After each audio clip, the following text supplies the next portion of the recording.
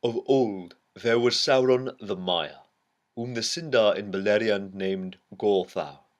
In the beginning of Arda, Melkor seduced him to his allegiance, and he became the greatest and most trusted of the servants of the enemy, and the most perilous, for he could assume many forms, and for long, if he willed, he could still appear noble and beautiful, so as to deceive all but the most wary.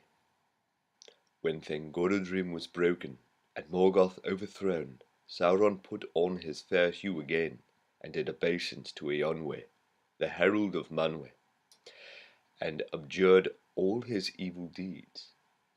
And some hold that this was not at first falsely done, but that Sauron in truth repented, if only out of fear, being dismayed by the fall of Morgoth and the great wrath of the lords of the West. But it was not within the power of Eonwe to pardon those of his own order, and he commanded Sauron to return to Aman, and there receive the judgment of Manwe. Then Sauron was ashamed, and he was unwilling to return in humiliation and to receive from the Valar a sentence, if might be, of long servitude in proof of his good faith. For under Morgoth his power had been great. Therefore when Eonwe departed, he hid himself in Middle-earth, and he fell back into evil. For the bonds that Morgoth had laid upon him were very strong. In the great battle, and the tumults of the fall of Dagorlad, there were mighty convulsions of the earth, and Beleriand was broken and laid waste, and northward and westward many lands sank beneath the waters of the great sea. In the east, in Osiriand, the walls of Ered Luin were broken, and a great gap was made in them towards the south, and the gulf of the sea flowed in. Into that gulf the river Lune fell by a new course, and it was called therefore the Gulf of Lune. That country had of old been named Lindon by the Noldor, and this name it bore thereafter. And many of the Eldar still dwelt there, lingering, unwilling yet to forsake Beleriand, where they had fought and laboured long.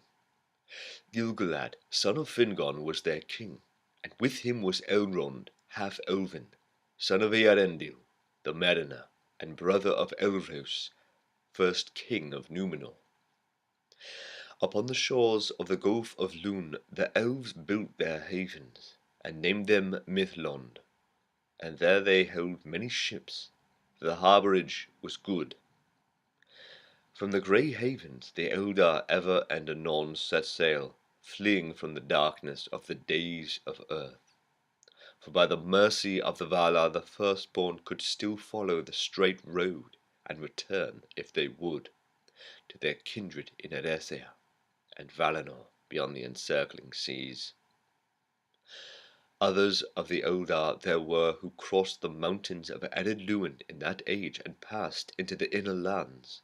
Many of these were Teleri, survivors of Doriath and Osiriand, and they established realms among the Sylvan elves, in woods and mountains far from the sea, for which none the less they ever yearned in their hearts.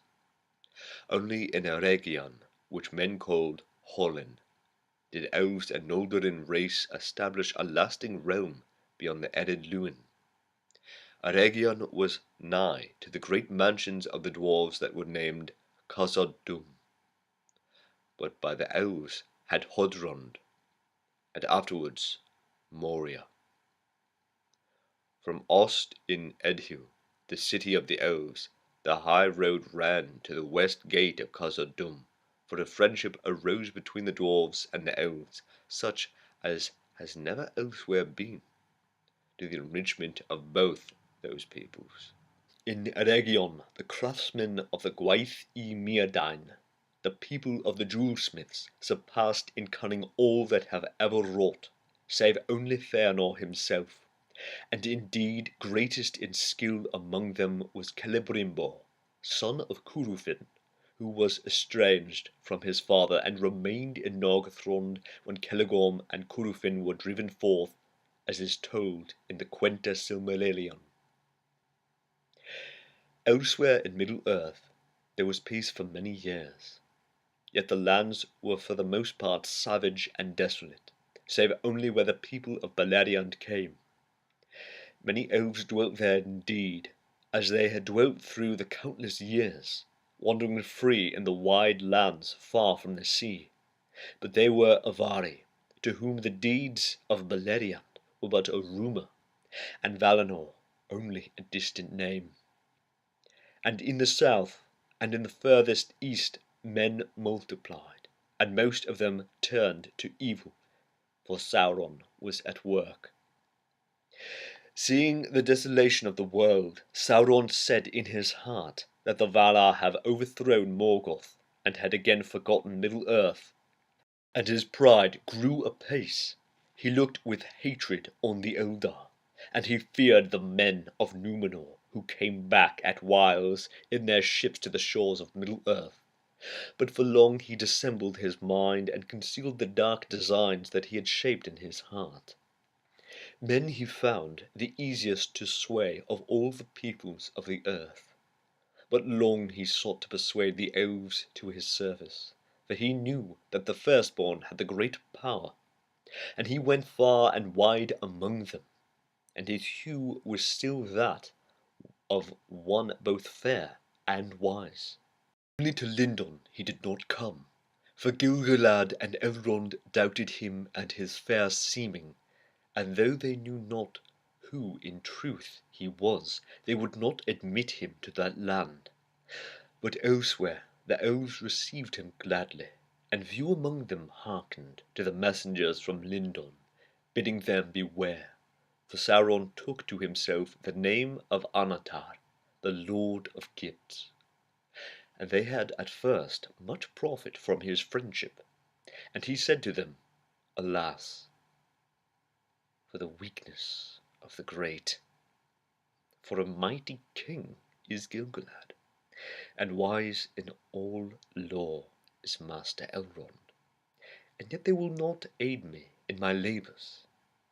Can it be that they do not desire to see other lands become as blissful as their own? But wherefore should Middle-earth remain for ever desolate and dark, whereas the elves could make it as fair as Eresia, nay, even as Valinor? And since you have not returned thither, as you might, I perceive that you love this Middle-earth, as do I. Is it not then our task to labour together for its enrichment, and for the raising of all the elven kindreds that wander here untaught to the height of that power and knowledge, which those have who are beyond the sea? It was in Eregion that the counsels of Sauron were most gladly received, for in that land the Noldor desired ever to increase the skill and subtlety of their works.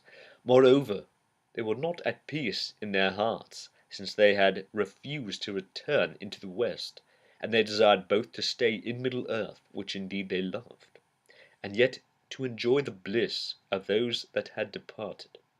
Therefore they hearkened to Sauron, and they learned of him many things, for his knowledge was great. In those days the smiths of Ost in Edhil surpassed all that they had contrived before, and they took thought, and they made rings of power. But Sauron guided their labours, and he was aware of all that they did, for his desire was to set a bond upon the elves and to bring them under his vigilance. Now the elves made many rings, but secretly Sauron made one ring to rule all the others, and their power was bound up with it, to be subject wholly to it, and to last only so long as it too should last. And much of the strength and will of Sauron passed into that one ring, for the power of the elven rings was very great, and that which should govern them must be a thing of surpassing potency. And Sauron forged it in the mountain of fire, in the land of shadow. And while he wore the one ring, he could perceive all the things that were done by means of the lesser rings, and he could see and govern the very thoughts of those that wore them. The elves were not so lightly to be caught. As soon as Sauron set the one ring upon his finger, they were aware of him, and they knew him, and perceived that he would be master of them, and of all that they wrought. Then in anger and fear they took off their rings. But he, finding that he was betrayed, and that the elves were not deceived, was filled with wrath. And he came against them with open war, demanding that all the rings should be delivered to him, since the elven smiths could not have attained to their making without his law and counsel. But the elves fled from him, and 3 of their rings they saved, and bore them away, and hid them. Now these were the 3 that had last been made, and they possessed the greatest powers.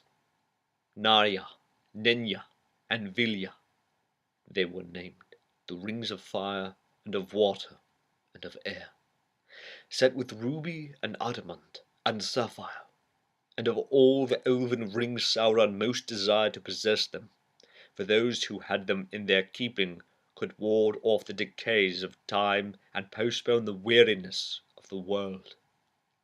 But Sauron could not discover them, for they were given into the hands of the wise, who concealed them and never again used them openly while Sauron kept the ruling ring. Therefore the 3 remained unsullied, for they were forged by Celebrimbor alone, and the hand of Sauron had never touched them. Yet they also were subject to the One. From that time war never ceased between Sauron and the elves, and Eregion was laid waste, and Celebrimbor slain, and the doors of Moria were shut. In that time the stronghold and refuge of Imladris, that men call Rivendell, was founded by Elrond half-elven, and long it endured. But Sauron gathered into his hands all the remaining rings of power, and he dealt them out to the other peoples of Middle-earth, hoping thus to bring under his sway all those that desired secret power beyond the measure of their kind.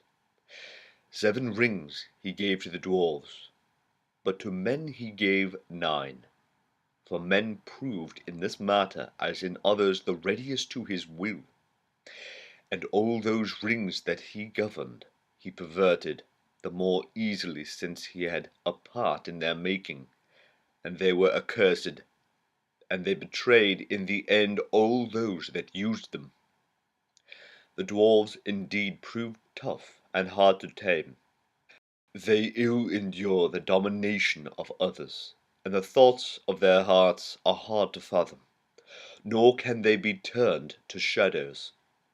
They use their rings only for the getting of wealth, but wrath and overmastering greed of gold were kindled in their hearts, of which evil enough after came to the profit of Sauron. It is said that the foundation of each of the 7 hordes of the dwarf kings of old was a golden ring, but all those hordes long ago were plundered, and the dragons devoured them. And of the 7 rings, some were consumed in fire, and some Sauron recovered. Men proved easier to ensnare.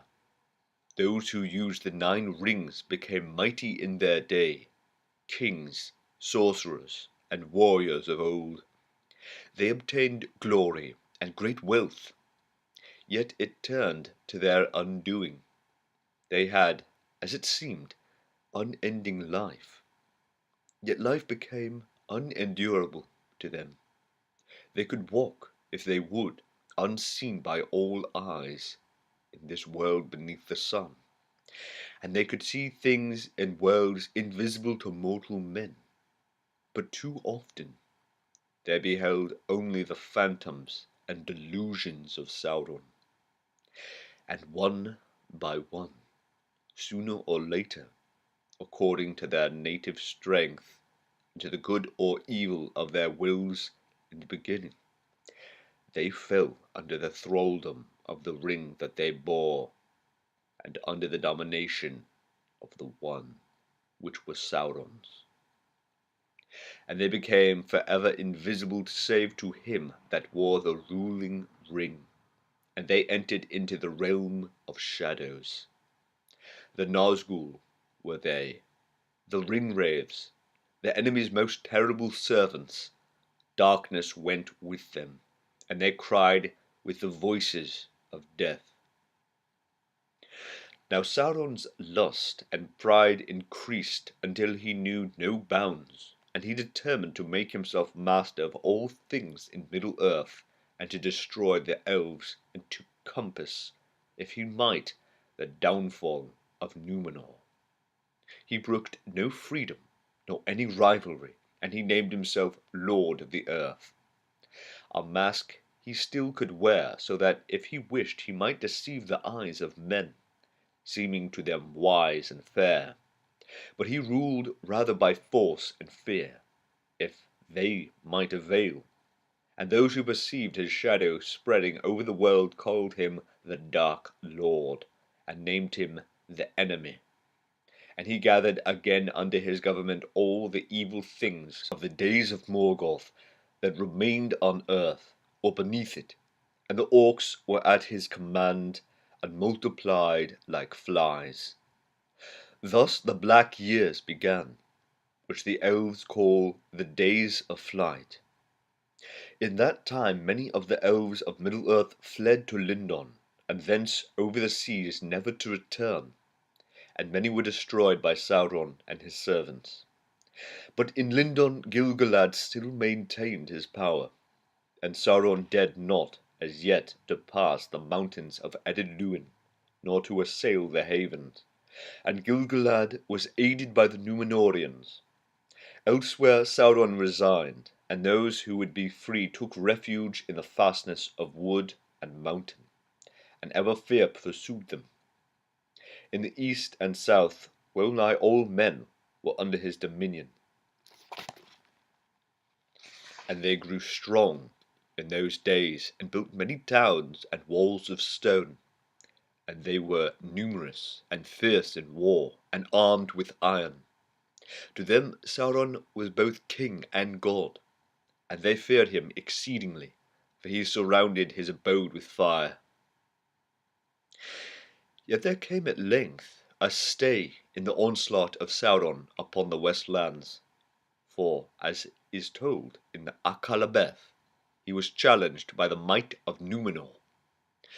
So great was the power and splendour of the Numenorians in the noontide of their realm, that the servants of Sauron would not withstand them, and hoping to accomplish by cunning what he could not achieve by force, he left Middle-earth for a while, and went to Numenor as a hostage of Tar-Carlion, the king. And there he abode, until at last by his craft he had corrupted the hearts of most of that people, and set them at war with the Valar, and so compassed their ruin, as he had long desired. But that ruin was more terrible than Sauron had foreseen, for he had forgotten the might of the lords of the West in their anger. The world was broken, and the land was swallowed up, and the seas rose over it, and Sauron himself went down into the abyss. But his spirit arose, and fled back on a dark wind to Middle-earth, seeking a home. There he found that the power of Gil-galad had grown great in the years of his absence, and it was now spread over wide regions of the north and west, and had passed beyond the misty mountains and the great river even to the borders of Greenwood the Great, and was drawing nigh to the strong places where once he had dwelt secure. Then Sauron withdrew to his fortress in the Black Land, and meditated war. In that time, those of the Númenóreans who were saved from destruction fled eastward, as is told in the Akallabeth. The chief of these were Elendil the Tall, and his sons, Isildur and Anarion. Kinsmen of the king they were, descendants of Elros, but they had been unwilling to listen to Sauron, and had refused to make war on the lords of the West. Manning their ships with all who remained faithful, they forsook the land of Numenor ere ruin came upon it. They were mighty men, and their ships were strong and tall, but the tempests overtook them, and they were borne aloft on hills of water even to the clouds, and they descended upon Middle-earth like birds of the storm. Elendil was cast up by the waves in the land of Lindon, and he was befriended by Gil-galad. Thence he passed up the river Lune, and beyond Ered Luin he established his realm, and his people dwelt in many places in Eriador, about the courses of Lune, and the Barren Dwyn. But his chief city was at Anun Minas, beside the water of Lake Nenwial. At Fornost upon the North Downs also the Númenóreans dwelt, and in Caudolan, and in the hills of Rudar, and towers they raised upon Emin Beriad, and upon Amansul. And there remain many barrows and ruined works in those places, but the towers of Emin Beriad still look towards the sea. Isildur and Anarion were borne away southwards, and at last they brought their ships up the great river Anduin, that flows out Rovanion into the western sea in the bay of Belfanas, and they established a realm in those lands that were after called Gondor, whereas the northern kingdom was named Arnor. Long before, in the days of their power, the mariners of Numenor had established a haven and strong places about the mouths of Anduin, in despite of Sauron in the Black Land that lay nigh upon the east. In the latter days to this haven came only the faithful of Numenor, and many therefore of the folk of the coastlands in that region were in whole or in part akin to their elf friends and the people of Elendil. They welcomed his sons. The chief city of this southern realm was Osgiliath, through the midst of which the great river flowed, and the Númenóreans built there a great bridge, upon which there were towers and houses of stone wonderful to behold, and tall ships came up out of the sea to the gaze of the city. Other strong places they built also upon either hand, Minas Ithil, the tower of the rising moon, eastward upon a shoulder of the mountains of shadow, as a threat to Mordor, and to the westward Minas Arnor, the tower of the setting sun, at the feet of Mount Mindolluin, as a shield against the wild men of the dales. In Minas Ithil was the house of Isildur, and in Minas Arnor the house of Anarion. But they shared the realm between them, and their thrones were set side by side in the great hall of Osgiliath.